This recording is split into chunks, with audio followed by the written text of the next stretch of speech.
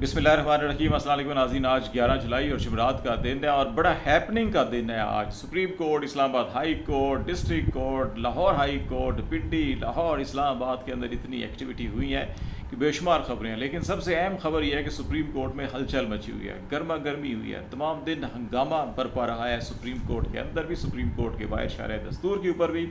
और फिर शाम को जो मखसूस नशिस्तों के हवाले से केस था, सबसे बड़ा केस जो पूरे पाकिस्तान की नज़रें जिस पे लगी हुई हैं, इस्टेब्लिशमेंट की जिसके नज़रें जिस केस के ऊपर लगी हुई हैं, पार्लिमान की, तमाम हुकूमत की, तमाम सियासी जमातों की, सुप्रीम कोर्ट की, वकला की, आम आदमियों की, कारकुनों की और दुनिया भर की नज़रें इस केस के ऊपर लगी हुई है कि सुप्रीम कोर्ट ऑफ पाकिस्तान के 13 रुकनी बेंच जो है वो क्या फ़ैसला करेगा।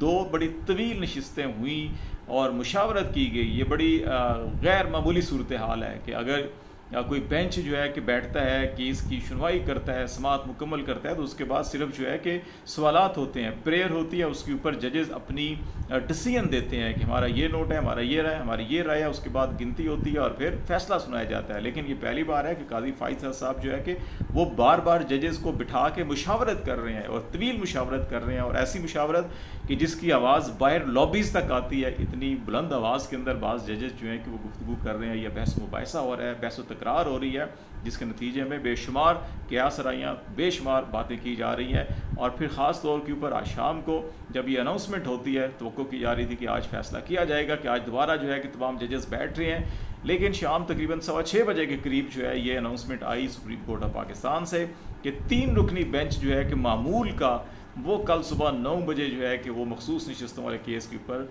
अपना फ़ैसला सुनाएगा। ये बड़ी हैरानकुन खबर थी। इसके बाद ये कयास किया जा रहा था बहुत से हलकों के अंदर कि शायद काजी फाइज साहब जो है कि जो मैनेज करने, जो मुबैना तौर के ऊपर जो बात कर चल रही थी कि वो चीज़ों को मैनेज करने की कोशिश कर रहे हैं, और ख़ास तौर के ऊपर जो उनका मकसद है, या तो ये नशिस्तें हुकूमत को दी जाएँ या खाली छोड़ दी जाएँ, या ये वापस पार्लिमान को भेजा जाए कि पार्लिमान कानून साजी के ज़रिए तशरीह करे कि ऐसी आज़ाद तादाद में अगर बड़ी तादाद आ जाती है अरकान की, तो ऐसी सूरत हाल के अंदर ये नशिस्तें किसको जानी चाहिए। तो अल्टीमेटली अगर पार्लिमान को भी आप भेजते हैं तो पार्लिमान में इस वक्त अक्सरियत जो है कि फार्म 47 वालों की है, तो यकीनी तौर के ऊपर वो इसकी तशरीह यही करते हैं कि खुसूसी नशिस्तें हमें दी जाएँ, और ये उनको जो है कि 2/3 मेजॉरिटी मिल जानी थी और अल्टीमेटली वो कॉन्स्टिट्यूशनल पैकेज अप्रूव होना था, जिसके नतीजे में काजी फाइज साहब की मुद्दत मुलाजमत में तोसी होनी थी।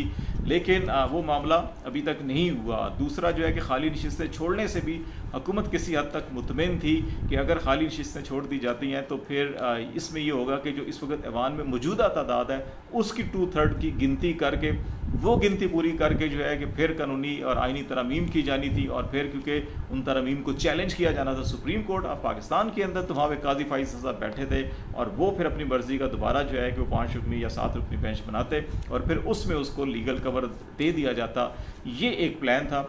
लेकिन अब जो है कि वो तमाम की तमाम क़यास-आराइयाँ उस वक्त दम तोड़ गई कि जब 3 घंटे बाद जो पहला सुप्रीम कोर्ट ऑफ पाकिस्तान की जानिब से अनाउंसमेंट हुई, उसके 3 घंटे बाद रात 9:15 बजे के करीब जो है कि दूसरी अनाउंसमेंट हुई कि नहीं, 13 रुकनी बेंच जो है कि वही कल सुबह जो है कि वो 9 बजे फ़ैसला सुनाएगा। तो ये बड़ी अजीबोगरीब सूरत हाल है कि ये बार बार बेंच का बदलना, बार बार बेंच का टूटना, ये उस ज़हनी कश्मकश की अक्कासी करती है जिस वक्त सुप्रीम कोर्ट ऑफ पाकिस्तान के अंदर चल रही है। इससे आप अंदाज़ा लगा सकते हैं कि कितनी सख्त टेंशन इस वक्त पाई जा रही है, क्योंकि इस फैसले ने पाकिस्तान की सियासत के ऊपर, पाकिस्तान की जो पार्लिमानी सियासत है उसकी मुस्तकबिल के ऊपर, पाकिस्तान की जो कानूनी और आइनी जो सूरत हाल है उसके मुस्तकबिल के ऊपर, पाकिस्तान की अदलिया के मुस्तकबिल पर, पाकिस्तान की स्टैब्लिशमेंट के मुस्तकबिल के ऊपर और पाकिस्तान की माशी, माशरती और समाजी और सियासी मुस्तकबिल के ऊपर बड़े गहरे नकूश छोड़ने हैं, बड़े गहरे असरात छोड़ने हैं। तो इसलिए इस वक्त जो है कि सुप्रीम कोर्ट के अंदर भी जो वाज़े अक्सरियत है, आलमोस्ट सभी जजेस इंक्लूडिंग काजी फाइज साहब, उनकी राय है कि इलेक्शन कमीशन ऑफ पाकिस्तान ने सुप्रीम कोर्ट के फैसले जो इंतखाबी निशान बल्ले से मुतल्लिक था उसकी गलत तशरीह की और PTI के उम्मीदवारों को आज़ाद डिक्लेयर किया और PTI को इलेक्शन से आउट किया। ये गैर कानूनी फ़ैसला था, गलत फ़ैसला था, ये सबकी राय है। अगर इस राय के नतीजे में फ़ैसला आता है तो फिर तो PTI बहाल होती है जमात और पार्लिमान के अंदर मौजूद होती है, और फिर उस इलेक्शन कमीशन के फैसले के बाद के जितने इकदाम थे, खा वो आज़ाद इलेक्शन लड़े, फिर SIC में दाखिल हुए, फिर दरखास्तें दी, ये सारे के सारे जो है नल एंड वाइड हो जाते हैं। तो इसलिए कुछ लोगों का ख्याल है कि PTI भी बहाल हो सकती है, उसको नशिस्तें मिल सकती हैं। इस राय की रोशनी में जो तमाम जजेस की राय है, लेकिन काजी साहब ये नहीं चाहते। काजी साहब चाहते हैं कि SIC को ना मिले, PTI को ना मिले, या वो जो 2 ऑप्शन मैंने दिए हैं कि पार्लिमान को भेज दिया जाए या खाली छोड़ दी जाए। ये बाकी जजेस जो हैं कि वो चाहते हैं कि ना तो खाली छोड़ी जा सकती हैं, कि आइन के अंदर ये है कि मुतनासिब नुमाइंदगी की बुनियाद की नशिस्तें जो हैं उसकी तकसीम होगी, और गैर मुतनासिब नुमाइंदगी नहीं हो सकती, अपनी मुतनासिब नुमाइंदगी से ज़्यादा किसी को नशिस्तें नहीं मिल सकती। ये भी अक्सरियत की ये राय है। इसीलिए काजी साहब ने बहुत ज़्यादा टाइम लिया, मुशावरत ली, बार बार इल्तवाब के में ये मुकदमे को लेकर गए, केस की समात को लेकर गए। 25 जून को उन्होंने तय किया था कि समात मुकम्मल होगी और फैसला दिया जाएगा, लेकिन क्योंकि इन हाउस उनको वो सपोर्ट हासिल नहीं थी, इसलिए वो 3-4 दिन आगे ले गए, फिर 1 हफ़्ता आगे लेकर गए, फिर 1 दिन उन्होंने मुशावरत की, फिर दोबारा मुशावरत की, और अब 2 बार जो है कि ये बेंच तब्दील हुआ।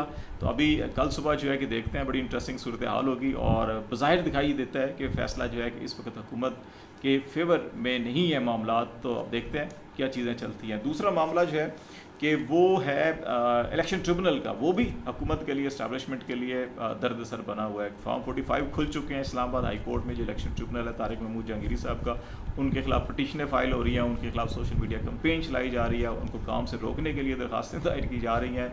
लेकिन बिलाखिर Chief Justice Islamabad High Court ने इलेक्शन ट्रिब्यूनल को जो है कि काम करने से तो नहीं रोका, लेकिन टेक्निकली रोक भी दिया, ये कह कर के आप कार्रवाई जारी रखें, आप शवाहिद इकट्ठे करें, आप डॉक्यूमेंट्स इकट्ठे करें। अगरचे PMLN के कैंडिडेट्स की ये ख्वाहिश थी, दरख्वास्त थी कि ये जो हमसे फॉर्म मांगे जा रहे हैं वो कार्रवाई भी रोक दी जाए, लेकिन वो कार्रवाई नहीं रोकी गई। अलबत्ता ये कहा गया कि जो आपका ट्रायल आगे होगा, जो हतमी फैसले की तरफ जो है कि उसको रोका गया, कि जब तक कि इस्लामाबाद हाई कोर्ट ये फैसला नहीं कर लेती जो इस वक्त उनके सामने जो है ज़ेर समाअत मामला है। तो इस अंदाज़ के अंदर जो है कि यहाँ थोड़ा सा रिलीफ मिला है PMLN के लोगों को।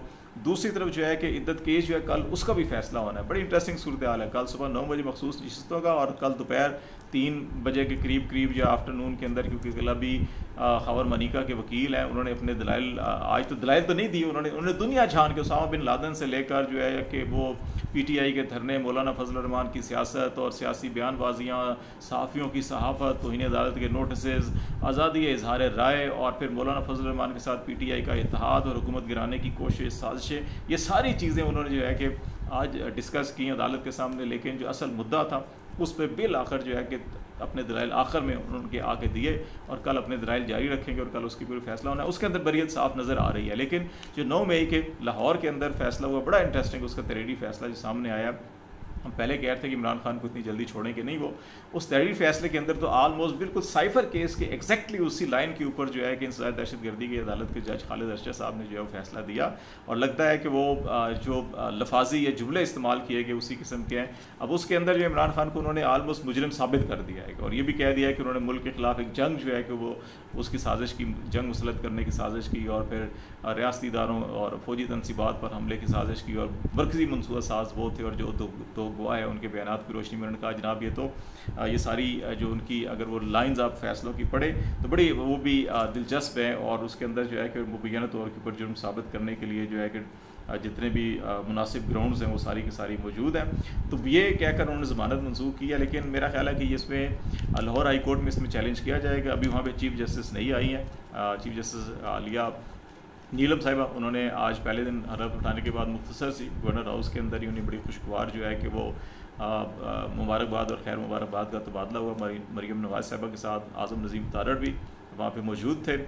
उसके बाद अपनी अदालत इस्लामाबाद हाई, इसके बाद वो लाहौर हाई कोर्ट में पहुंची। वहाँ पे उन्होंने जो है कि वो सबसे पहले लाहौर हाई कोर्ट के रजिस्ट्रार को तब्दील किया, OSD बना दिया, और उनकी जगह जो है खातून जज जो लाहौर में ही खिदमात सर अंजाम देनी थी, अबीरा गुल जो हैं, उनको रजिस्ट्रार लाहौर हाई कोर्ट मुकर्रर किया है।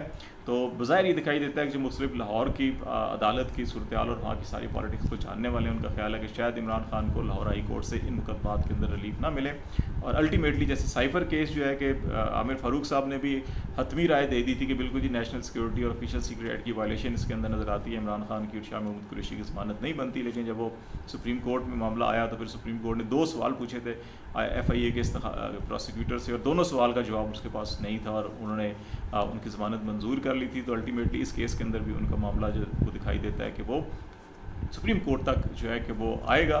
लेकिन एक और जो चीज़ हमें खुशगवार तब्दीली इस्लामाबाद के अंदर नज़र आई है वो ये है कि शारा दस्तूर के ऊपर वकला जो है कि वो एहतजाज करना शुरू हो चुके हैं। सियासतदान जो है वो सियासी जमातें एहतजाज पे आ चुकी हैं।